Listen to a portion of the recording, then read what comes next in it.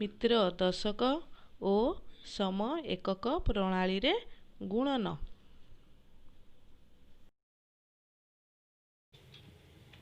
ଏହି ପ୍ରଣାଳୀରେ ଗୁଣନ କଲାବେଳେ ଦଶକ ଅଙ୍କଦ୍ୱୟ ପରସ୍ପରର ପରମିତ୍ର ହେବେ ଓ ଏକକ ଅଙ୍କଦ୍ୱୟ ପରସ୍ପର ସମାନ ହେବେ ଏବଂ ବାମ ପାର୍ଶ୍ୱରେ ଦଶକ ଅଙ୍କଦ୍ୱୟର ଗୁଣଫଳ ସହିତ ଏକକ ଅଙ୍କକୁ ଯୋଗ କରାଯାଏ ଏବଂ ଡାହାଣ ପାର୍ଶ୍ୱରେ ଏକକ ଅଙ୍କ ସହିତ ଏକକ ଅଙ୍କର ଗୁଣଫଳକୁ 2 ଅଙ୍କ ବିଶିଷ୍ଟ କରି ଲେଖାଯାଏ।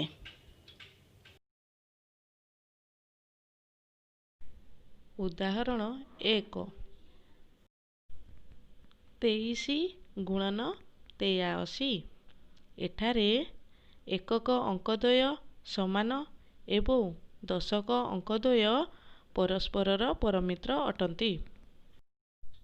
ବାମ ପାର୍ଶ୍ୱରେ ଦଶକ ଅଙ୍କଦ୍ୱୟର ଗୁଣଫଳ ଯୁକ୍ତ ଏକକ ଅଙ୍କ ଅର୍ଥାତ୍ 2 ଗୁଣନ 8 ଯୁକ୍ତ 3 ସମାନ 19 ଓ ଡାହାଣ ପାର୍ଶ୍ୱରେ ଏକକ ଅଙ୍କଦ୍ୱୟର ଗୁଣଫଳ ଲେଖିଲା ବେଳେ ଧ୍ୟାନ ଦେବା ଡାହାଣ ପାର୍ଶ୍ୱରେ 2ଟି ଅଙ୍କ ଲେଖିବା ପାଇଁ ଗୁଣଫଳ 1 ଅଙ୍କ ବିଶିଷ୍ଟ ହେଲେ ଏହି ଅଙ୍କର ବାମ ପାର୍ଶ୍ୱରେ ଗୋଟିଏ ଶୂନ ଦେଇ ତାହାକୁ 2 ଅଙ୍କ ବିଶିଷ୍ଟ କରି ଡାହାଣ ପାର୍ଶ୍ୱରେ ଲେଖାଯାଏ ଅର୍ଥାତ୍ 3 ଗୁଣନ 3 ସମାନ 9 ଓ ଏହାର ବାମ ପାର୍ଶ୍ୱରେ ଗୋଟିଏ ଶୂନ ଦେଇ ଏହାକୁ 2 ଅଙ୍କ ବିଶିଷ୍ଟ କରି 09 ଲେଖାଯାଏ ଓ ଗୁଣଫଳ 1909 ବା 1909।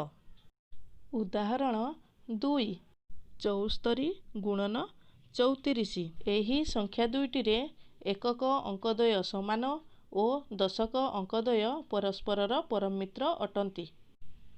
ବାମ ପାର୍ଶ୍ୱରେ ଦଶକ ଅଙ୍କଦ୍ୱୟର ଗୁଣଫଳ ଯୁକ୍ତ ଏକକ ଅଙ୍କ ଅର୍ଥାତ୍ 7 ଗୁଣନ 3 ଯୁକ୍ତ 4 ସମାନ 25 ଓ ଡାହାଣ ପାର୍ଶ୍ୱର ଏକକ ଅଙ୍କଦ୍ୱୟ ଗୁଣଫଳ ଅର୍ଥାତ୍ 4 ଗୁଣନ 4 ସମାନ 16 ଓ ଗୁଣଫଳ 25 16 ବା 2516।